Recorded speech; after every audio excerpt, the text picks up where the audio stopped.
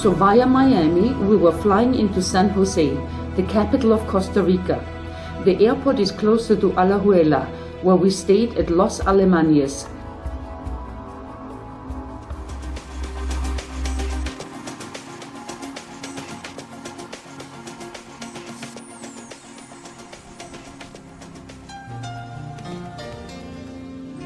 With our rented 4x4, we took off to Cahuita, where we stayed at Cabinas Nirvana with a back window to an exclusive jungle view and undisturbed filming.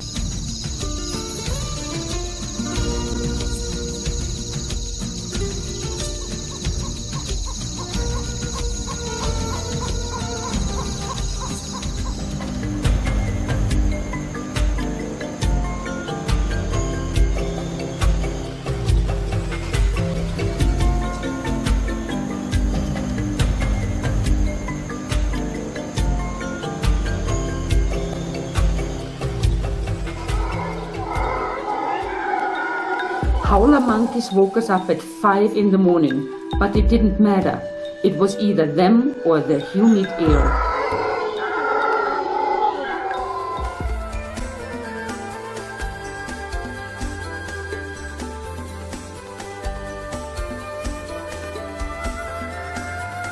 So what, you take her off of the cage in the morning and then she goes with you wherever? Yeah, no, that's what she likes, right?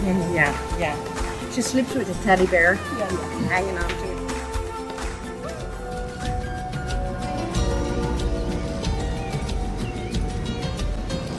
Cahuita is at the entrance of Cahuita National Park on the southern Caribbean coast, with an abundance of jungle wildlife. No. Hay que cara de todo. Sí. No.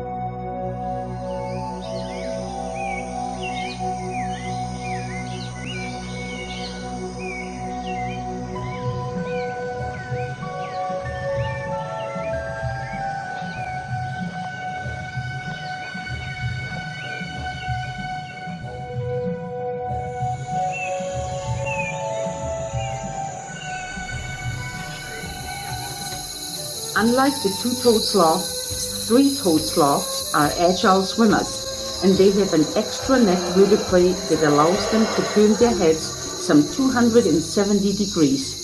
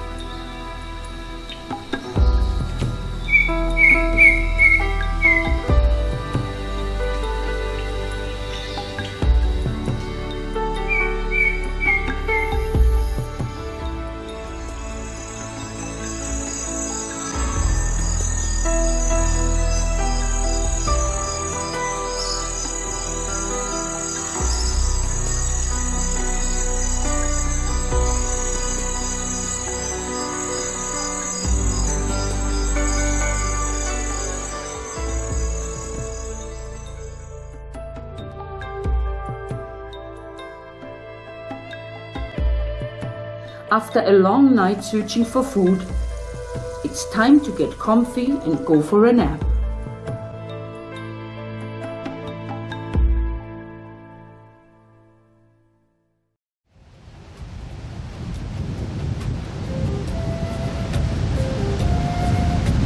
We had Valentine's dinner at Miss Edith, which was so good we went back the next day for breakfast.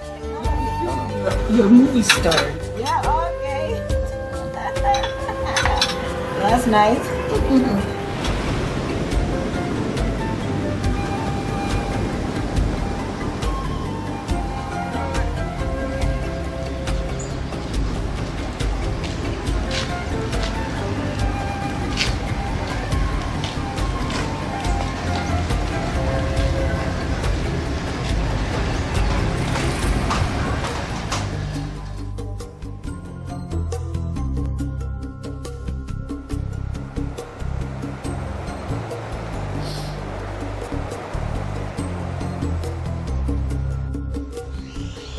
The torrential rain over the last few days caused flooding to the large part of Puerto Limon area on our way back to Alajuela.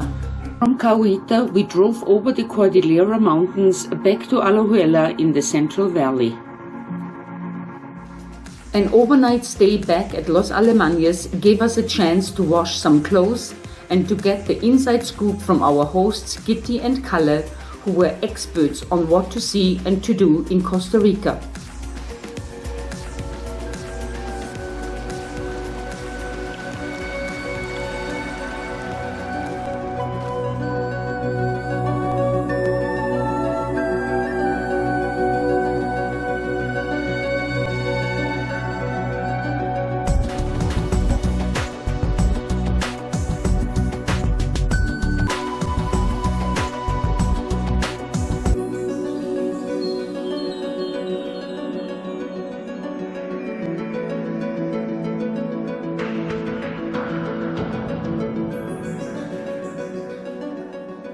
Traveling south from Alajuela, we were faced with a detour and got promptly stuck in the soft, rain-drenched ditches of the new unpaved side road. But heavy equipment and manpower were readily available, so we continued crossing the Cordilleras up high mountain roads and deep valleys. At Mirador de Quetzal, we stopped overnight to search for the elusive quetzal bird.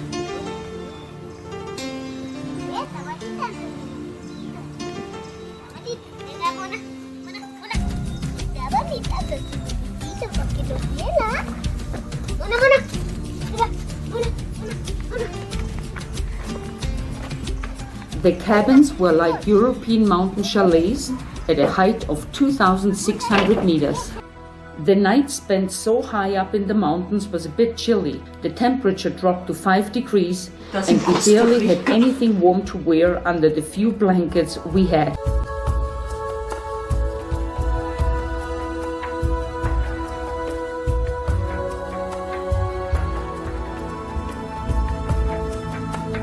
We seemed to have been the only guests and could enjoy a fabulous sunset and a home-cooked meal.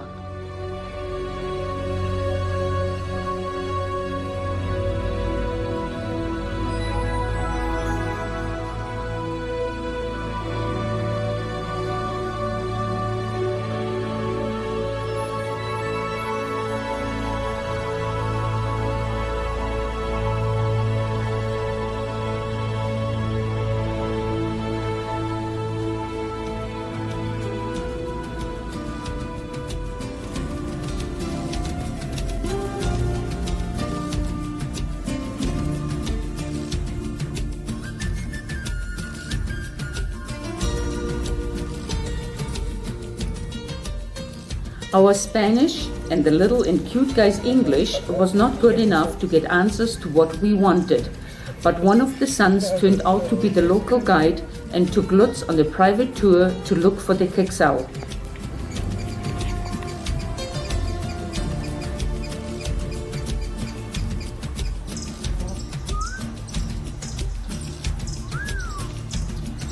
Up and down steep terrain, sometimes at a run, was a real effort. But success.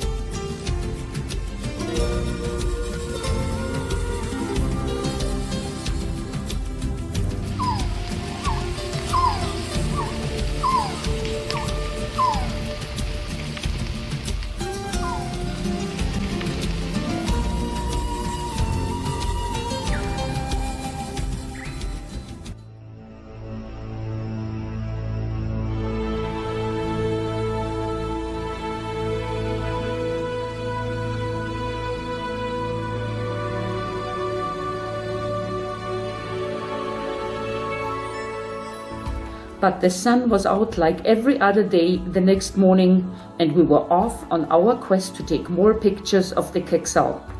This time we drove even higher and further, and there he was, the resplendent Quetzal.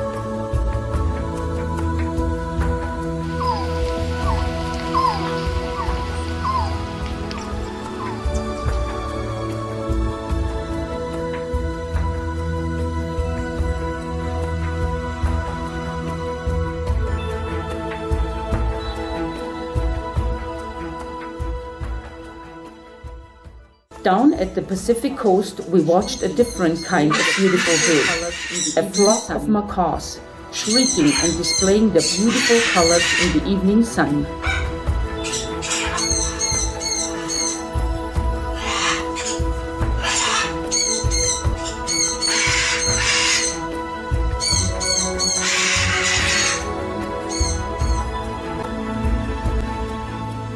We took a boat tour to see capuchin monkeys in the mangroves, and our local guide not only spoke very good English, but was also an expert on the mangrove tree community. Worldwide, about 110 species are considered mangroves, in the sense of being a tree that grows in a saline swamp or intertidal zones. That's intimidation. Hugging one another, intimidation.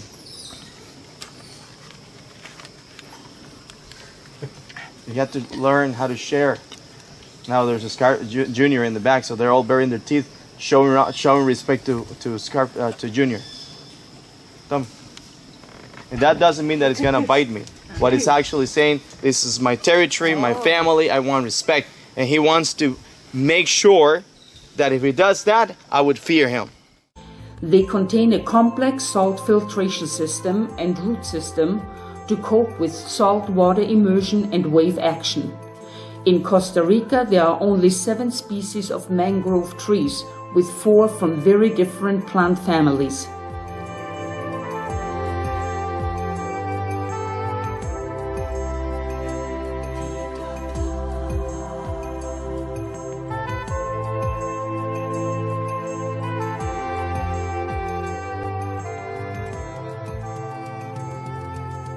During our travel throughout Costa Rica, we were surprised and disappointed how much native forest and land was given up for agriculture and monocultures, such as bananas, pineapples, and palm oil fruit. Each seed pod can weigh well over 100 pounds. Carts pulled by oxen are used to transport harvested palm oil fruit from plantation to tractor wagons.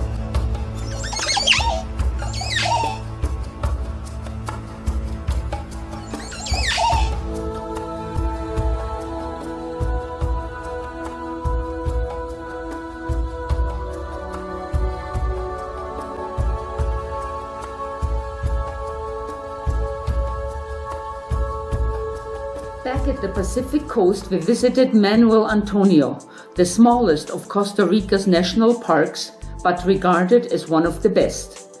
The park has several coves with many white sand beaches and lush foliage amidst great mountains and tropical rainforests that reach the beaches. Rare monkeys, sloths, frogs, iguanas, and many species of birds call Manuel Antonio National Park their home.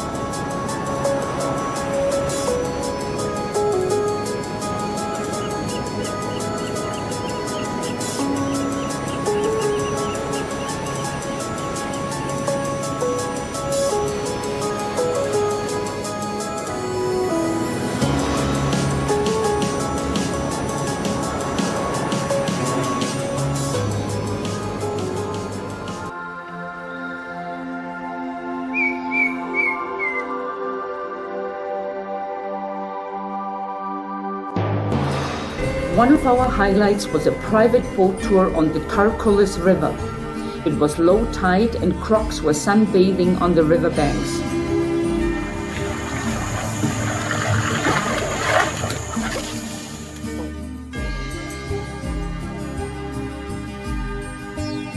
Jimmy, the captain, was very daring and fed the 16-foot resident croc some chicken parts, while Chris, our guide, gave excellent commentaries and showed us the large diversity of bird life along the river.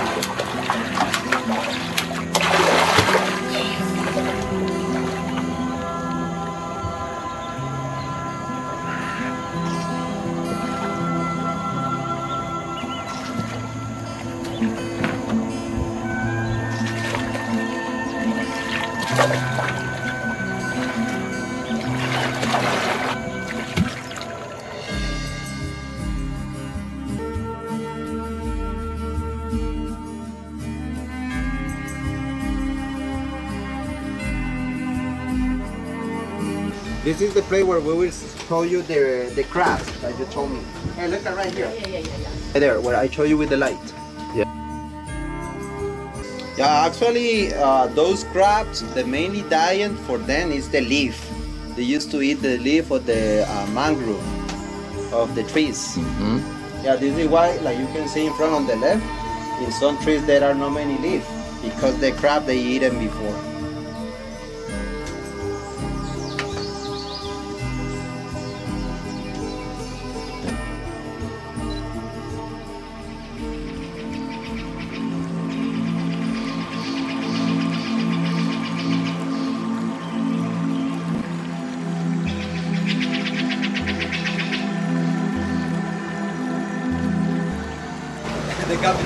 Yeah. Everybody's in the camera for the picture. Ah no, this is an iguana. This is a green iguana. Green iguana right there on the right.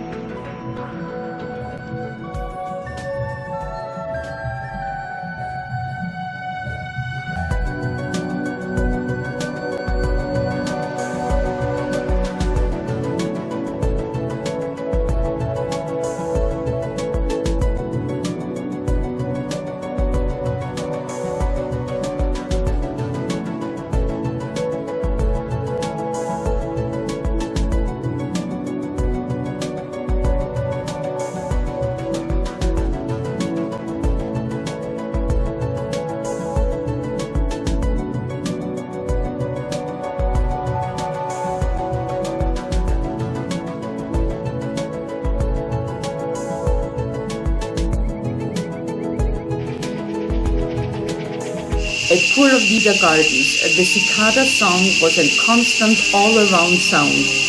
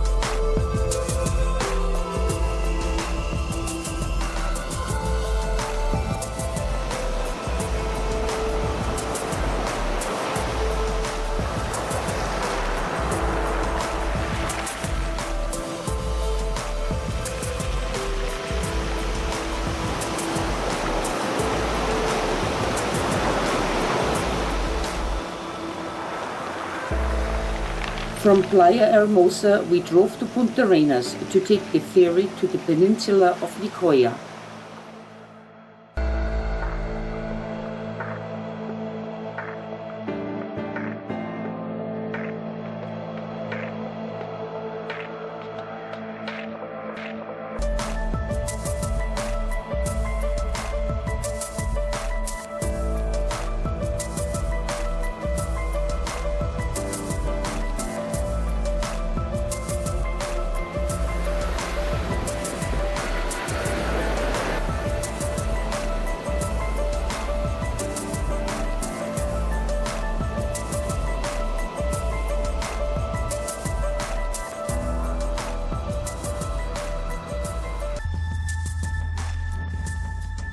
The howler monkeys woke us up well before sunrise, not only with the howling sounds, but also with the fruits and pots they threw on the ground, barely missing our parked car.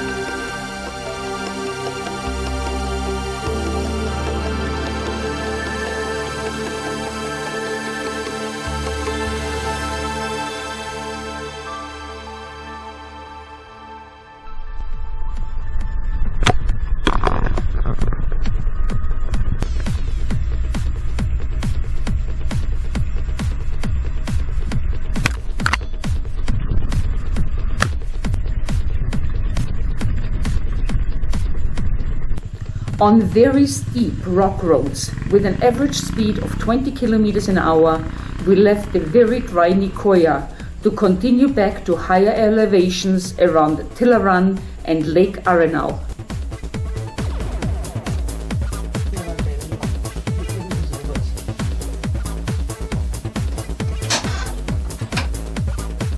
One breakfast for you, buddy. Very good. I do. Wonderful. Okay.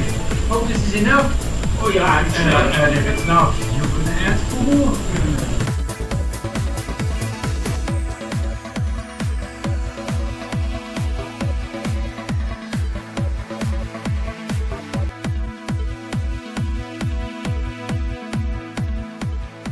A day hike to the Monteverde cloud forest was spectacular. It is called a cloud forest and not a rainforest due to its elevation of about 1,400 meters above sea level. The weather was fittingly damp and misty with low-hanging clouds, and we bought rain ponchos to keep us somewhat dry. Walking through the jungle and crossing the many suspension bridges was an exceptional experience.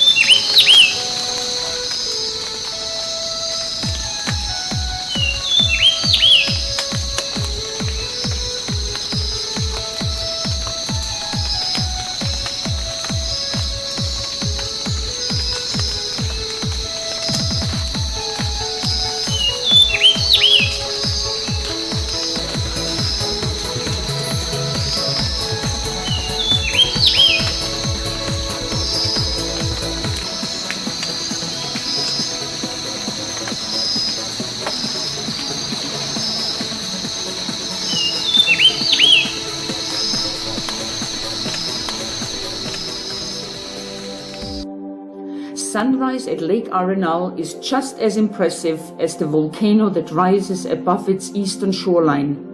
It is Costa Rica's largest lake with 85 square kilometers.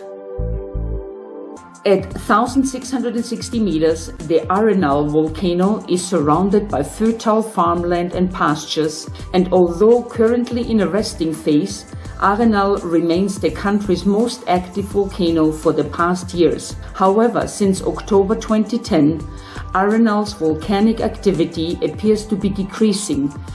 Enjoying our last beautiful sunset at Playa Hermosa on the Pacific coast before leaving via Jaco to central Costa Rica.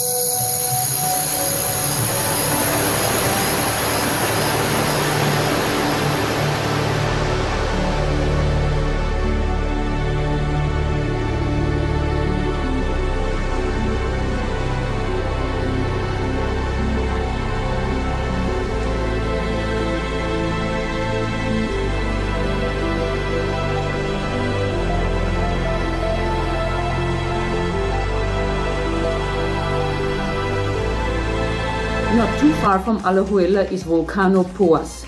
It is an active 2,708 meter high volcano and about 1.7 kilometer wide and 300 meters deep.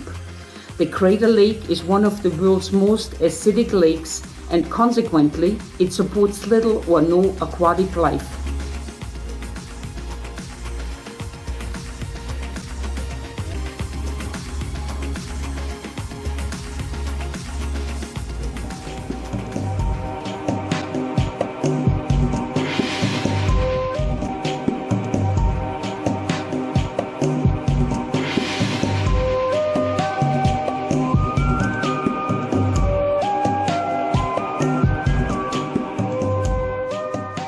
Costa Rica without a visit to a coffee plantation is impossible.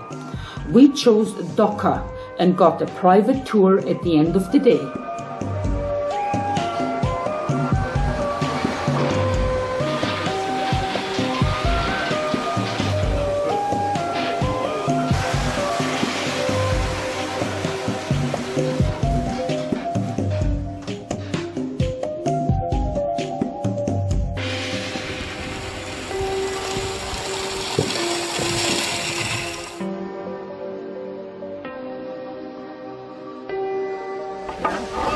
Excellent job.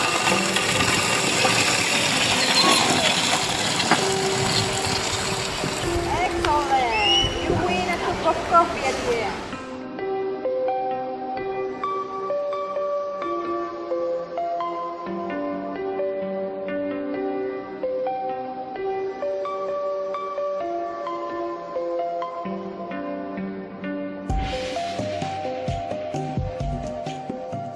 Our last days were spent without car, but instead we rode the bus with the local ticas to Alajuela.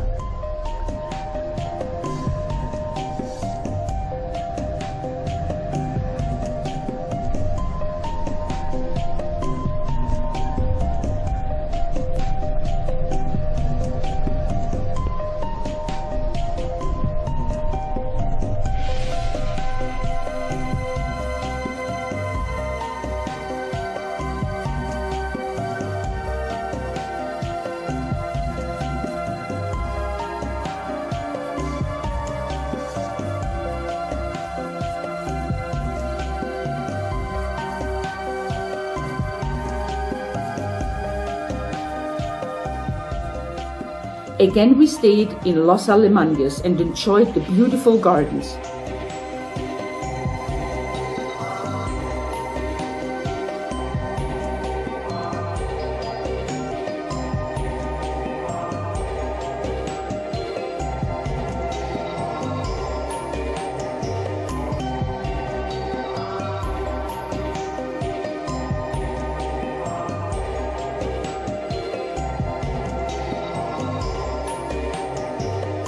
Our breakfast was always shared with one of the 4 dogs. From Alajuela, we went to the airport in San Jose to fly to Florida.